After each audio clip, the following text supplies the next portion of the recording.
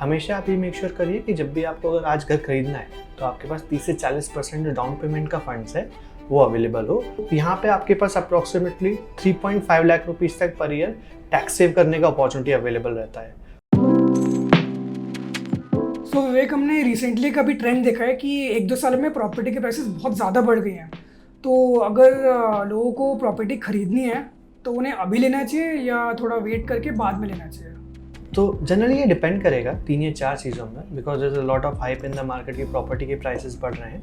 But जब भी आप इस तरह का डिसीजन लें, it's a very long term decision, तो आपको 4 चीज़ों का ध्यान रखना है। पहला, डाउन पेमेंट। हमेशा आप ये मेक श्योर करिए कि जब भी आपको अगर आज घर खरीदना है तो आपके पास 30 से 40% जो डाउन पेमेंट का फंड्स है वो अवेलेबल हो। बाकी 60-70% तक का आप होम लोन प्लान कर सकते हो। दूसरा चीज़ जो आपको ध्यान रखना है, अप्रिशिएशन ऑफ द प्राइसेस।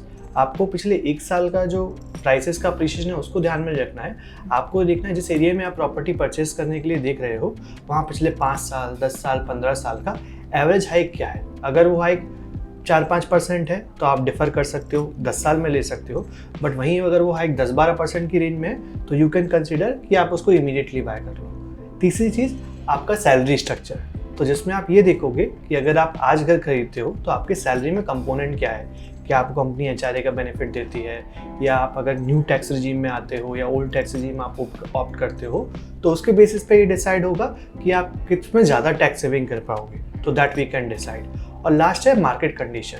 तो आपको ये देखना पड़ेगा कि अगर आज आप लेने का देख रहे हो तो आने वाले 10 साल में अगर आप कहीं और इन्वेस्ट करते हो, जैसे म्यूचुअल फंड्स में, इक्विटी मार्केट में, वहाँ क्या कैपिटल गेन एक्सपेक्टेड है।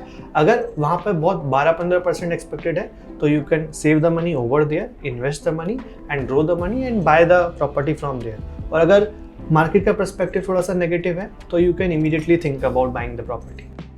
सो अगर आपको ये वीडियो अभी तक अच्छा लग रहा है तो आप सब्सक्राइब करिएगा, बिकॉज हम इस टाइप के वीडियोस एवरी वीक डालते हैं। सो विवेक, आप एक एग्जांपल दे सकते हैं कि अगर प्रॉपर्टी कोई आज लेगा या 10 साल बाद लेगा तो उसमें क्या डिफरेंस होगा? तो सपोज करिए साहिल, आप एक 1 CR का प्रॉपर्टी परचेज करते हो, आपको परचेज करना है आज, और जिसमें एवरेज अप्रिशिएशन 6% की रेंज में है और आपके पास 30% यानी कि 30 लाख रुपए डाउन पेमेंट के लिए अवेलेबल है।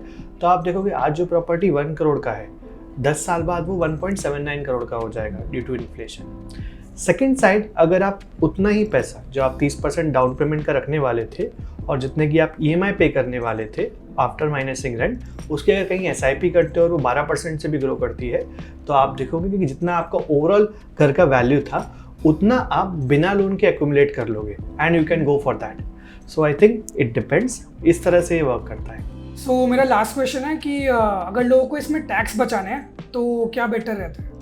जनरली डिपेंड करता है। तो इसमें अगर घर बाय करते हो तो जब आप होम लोन लेते हो घर बाय करते समय, उस पर आपको 2 टैक्स एग्जम्पशंस मिलते हैं। नंबर 1, 80C के अंदर में आप टैक्स डिडक्शन क्लेम कर सकते हो जो 1.5 लाख का अमाउंट होता है। नंबर 2, सेक्शन 24B में जो भी आप होम लोन का प्रिंसिपल या इंटरेस्ट पे करते हो, प्रोबेबली जो इंटरेस्ट पार्ट होता है 2 लाख का, वो आपका 24B में क्वालिफाई कर जाता है। तो यहाँ पे आपके पास अप्रॉक्सीमेटली 3.5 लाख रुपीस तक पर ईयर टैक्स सेव करने का अपॉर्चुनिटी अवेलेबल रहता है। ऑन द सेकेंड साइड, अगर आप देखो रेंटिंग वाला ऑप्शन, तो वहाँ पे अगर आपकी कंपनी आपको HRA प्रोवाइड करती है एंड आप हाउस रेंट पे कर रहे हैं, so that can be adjusted with that, जिसमें मैक्सिमम लिमिट आपकी जो HRA कंपनी प्रोवाइड करती है उतने अमाउंट तक की होती है। तो ये आपके सैलरी स्ट्रक्चर पर डिपेंड करेगा कि आप किसमें ज़्यादा टैक्स सेव कर पाओगे। जनरली अगर आपको आप 25 से 30 हज़ार का भी रेंट देते हो और आपकी सैलरी 1 लाख रुपए है, तो आपके लिए रेंटिंग वाला ऑप्शन बेटर है, क्योंकि उसमें आप HRA के फॉर्म में ज़्यादा टैक्स बचा पाओगे। सो अगर आपको वीडियो अच्छा लगा तो आप सब्सक्राइब करिएगा एंड अपने फ्रेंड्स एंड फैमिली के साथ ज़रूर शेयर करिए वीडियो, ताकि उनकी भी फाइनेंशियल लिटरेसी बढ़ पाए। एंड अगर आपको फाइनेंस इंटरेस्ट करते हैं तो एक gate smart with money playlist है, ये आप देख सकते हैं।